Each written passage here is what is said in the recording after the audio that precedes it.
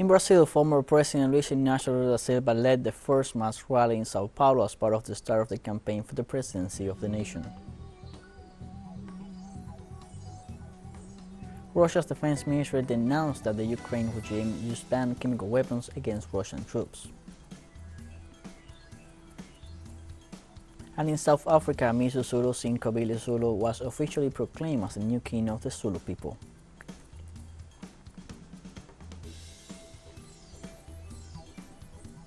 Hello, welcome to From the South. I'm Luis Alberto Matos from the TeleSUR studios in Havana, Cuba. We begin with the news. In Brazil, former President Lula da Silva leads the first mass rally in Sao Paulo as part of the start of his campaign for national presidency. The event, named Ato pela Democracia, started at 11 a.m. local time. The meeting was organized by Act for Democracy campaign and is being held at the Vale do Anhangabaú in Sao Paulo, the same place where in April 1984 took place a historical rally of the Direitas Já campaign, which called for the end of military dictatorship. This is the second major demonstration of Brazil da Esperança coalition after the official launching of its campaign for the Palácio do Planalto.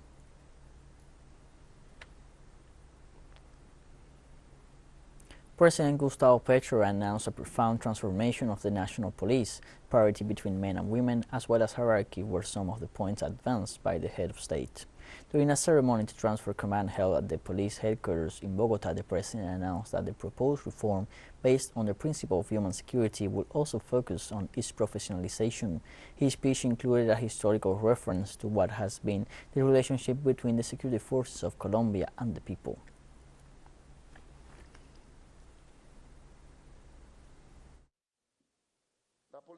The national police are not here to chase youngsters in the parks. The national police are not here to knock down a street vendor's food cart. That's what the national police have lived on. The national police are not here to go to a farmer's house and drag them into jail because they grow coca leaf. 25% of prisoners in jail are farmers in Colombia. This will only provoke secret underground wars in the neighborhoods, a permanent and growing confrontation between a young citizenry that is angry and young police force.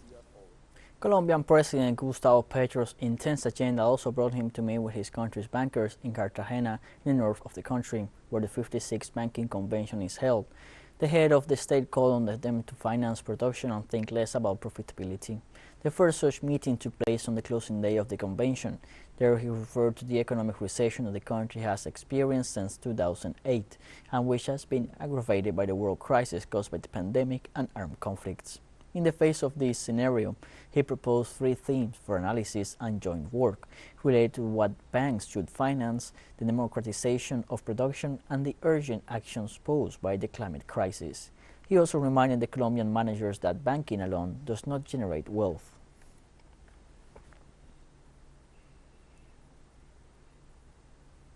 Thousands of people demonstrated in the center of Chile's capital, Santiago, on Saturday to demand the right to decent housing and to express their support for the new constitution for the country. The draft will be put to a referendum on September 4th. More than 15 million Chileans will decide whether or not they want to approve a new Magna Carta. Protesters carried ethnic flags such as the Huipala of the Andean peoples in support of saying yes to the new constitution. The draft charter was drafted over the course of 1 year by 154-member Constitutional Convention. It seeks to replace the current one, inherited from the dictatorship of Augusto Pinochet, with one that recognizes new rights and forms of national and state organization.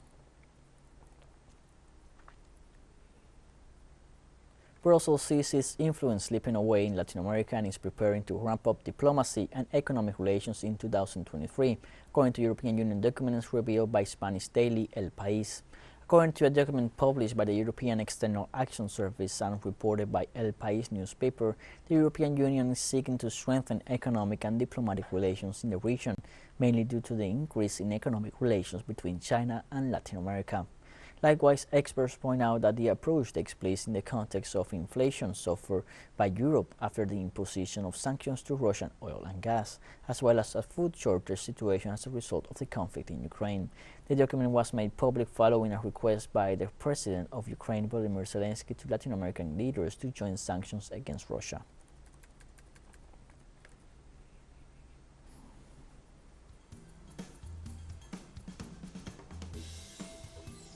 We'll take a short break now. Join us again after this.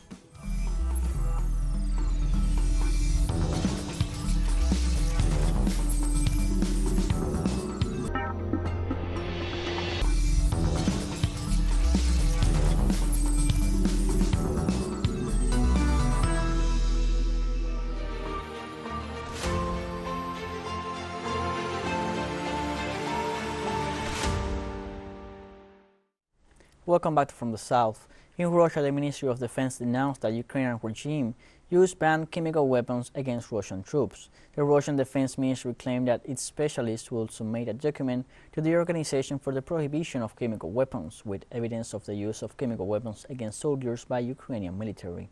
According to the statement, on July 31st, Russian soldiers were performing tasks in Zaporizhia region and had to be transferred to a military hospital with signs of severe poisoning. The Russian military medical authorities determined through an examination the presence of botulinum toxin type B, a poison of artificial origin, in the blood of the poisoned soldiers.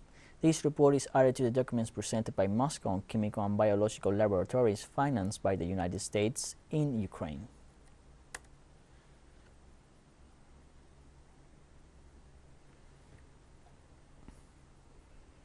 In Ukraine, Russian forces eliminated some 20 U.S. mercenaries in Adrevka village in Kharkov region. The Russian Defense Ministry reported on Saturday that its air force shot down around 80 members of Kraken extremist groups. The report details that since the beginning of military operations in Ukraine on February 24th, Russian troops disabled 267 aircraft, 148 helicopters, 1,776 drones, 367 anti-aircraft missile systems, 4,354 tanks and other armored combat vehicles, 809 multiple missile launcher systems, and over 3,000 pieces of field artillery.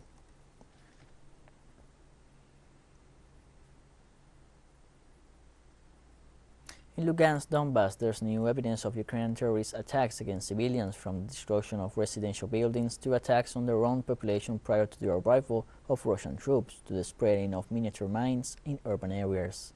Our special envoy, Alejandro Kirk, with details. Or May Day is one of many mining towns in the Donbass. On the evening of August 16th, this building on my back was shelled by Ukrainian forces using the new rockets provided by the United States. Neighbors here demand more resolute action from Russia to end attacks.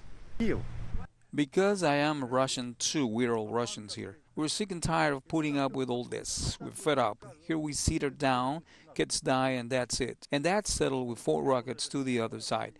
This is the kind of moment in things, in time, when you have to hit Kyiv, I think. In Kyiv, you send just 4 rockets to hit the banks and the parliament, and this epic will stop. A short trip through Lugansk takes us to the areas recently recaptured by Russian troops and people's militias. This point marked until recently the border between Lugansk and Ukraine.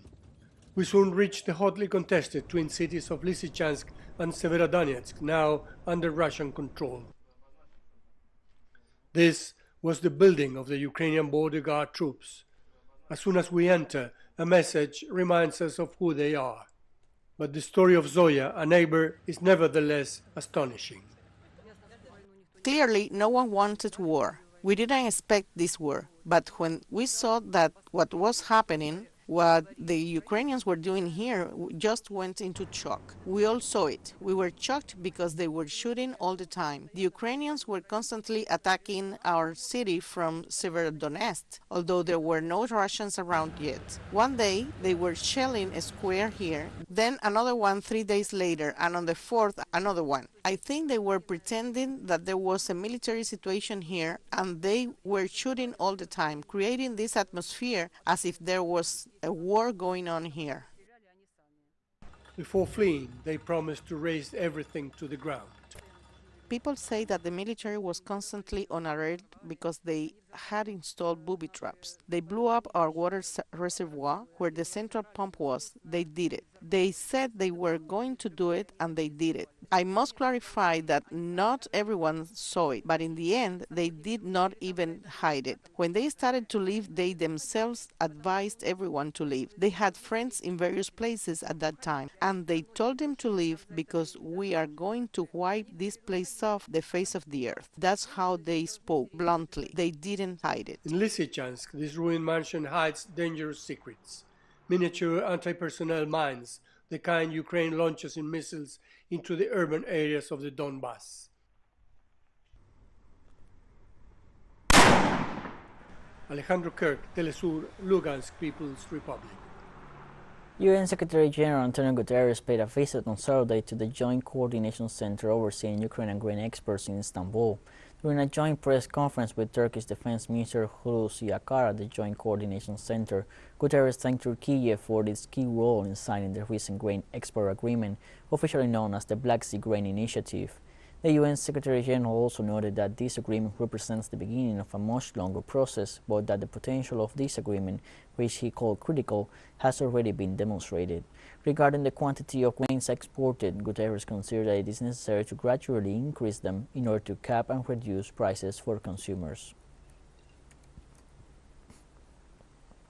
Without fertilizer in 2022, there may not be enough food in 2023. Getting more food and fertilizer out of Ukraine and Russia is critical to further calm commodity markets and lower prices for consumers. Likewise, Turkey Defense Minister Hulusi Akar stressed that through the Joint Coordination Center it has played a significant role to overcome food crisis. I believe that the work carried out through the Joint Coordination Center has made significant contributions to overcoming the food crisis affecting the whole world, especially to lowering prices. At least 16 people were killed and 29 injured after a truck hurtled into pedestrians in Turkey on Saturday. Health Minister Ferhattin Koca said the accident occurred after the brakes gave out on a lorry which hit a crowd in Derek, a town in the southwest of the country. It was the second major crash of the day after another involving a bus and an ambulance in the Gaziantep province.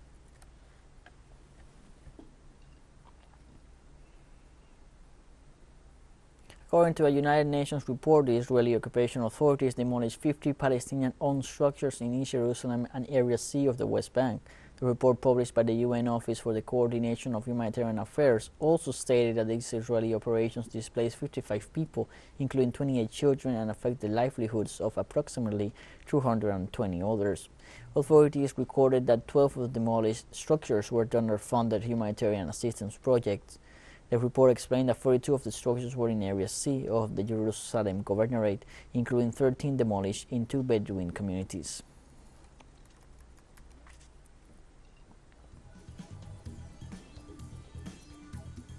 More news coming up after a final short break, so don't go away.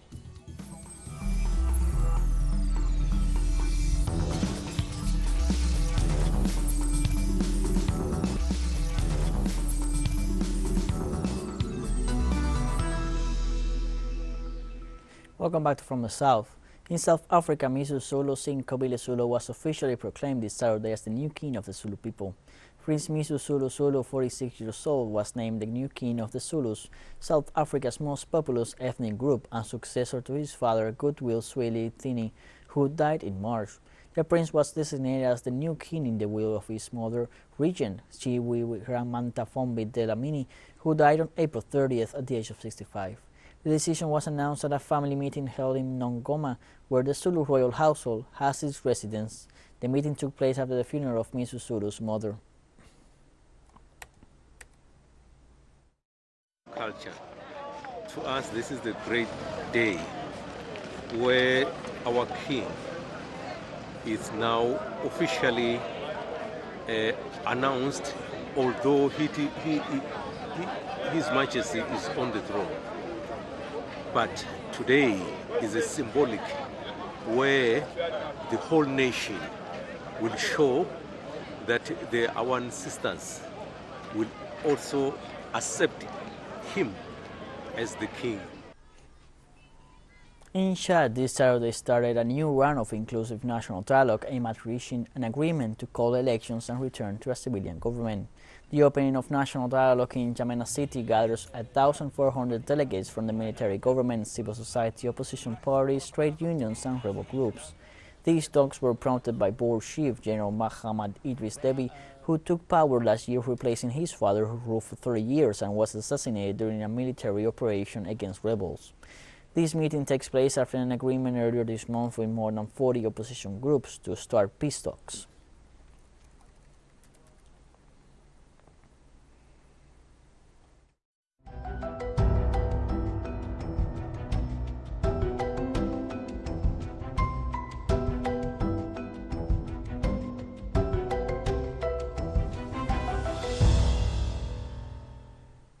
Argentina's government is considering to initiate legal actions against those responsible for the forest fires in the islands along the delta of Paraná River.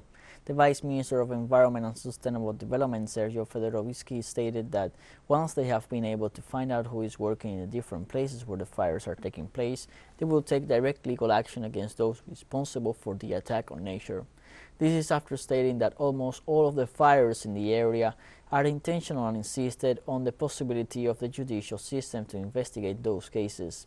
Regarding the work to control the fire, he affirmed that there is a record number of over 120 brigade members working, and added that the 10 aerial means that were present on Friday, another 3 were added in the last hours: a helicopter with a heliball, a hydrant plane, and a helicopter for brigade transportation.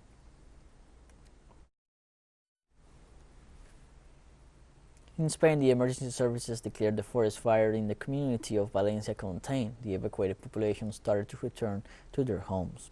According to emergency services, the Beji fires, which is affecting the Spanish region of Valencia and which burned 17,500 hectares of forest, is evolving favorably. Also, the National Security reported that the perimeter of the fire has reached 135 kilometers, while the 2,200 people evacuated by the fire can return to their homes. According to figures from the European Forest Fire Information System, Spain has suffered close to 400 forest fires so far this year as a consequence of long droughts and heat waves.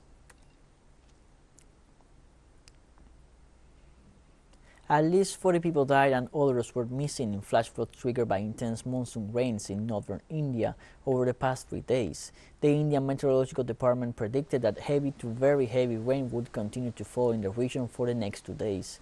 The rains flooded hundreds of villages, swept away mud houses, flooded roads, and destroyed bridges in some parts of Himachal Pradesh and Uttarakhand states. Disasters caused by landslides and floods are common in India's Himalayan north during the June-September monsoon season. Scientists say they are becoming more frequent as global warming contributes to the melting of glaciers there. Last year, flash floods killed nearly 200 people and washed away houses in Uttarakhand.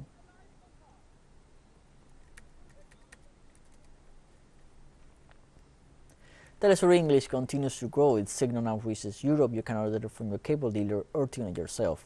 These parameters that you see on screen are in place since July 1st, and quite soon further changes will be implemented for the signals in the Middle East and Africa. Now more than ever, the world will connect to us, and our stories are heard in other faraway nations.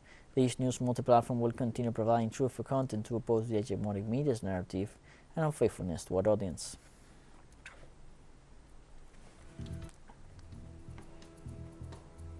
And we have come to the end of this news brief. Remember, you can find these and many other stories on our website at telesurenglish.net. You can also join us on social media: Facebook, Twitter, Instagram, and Telegram.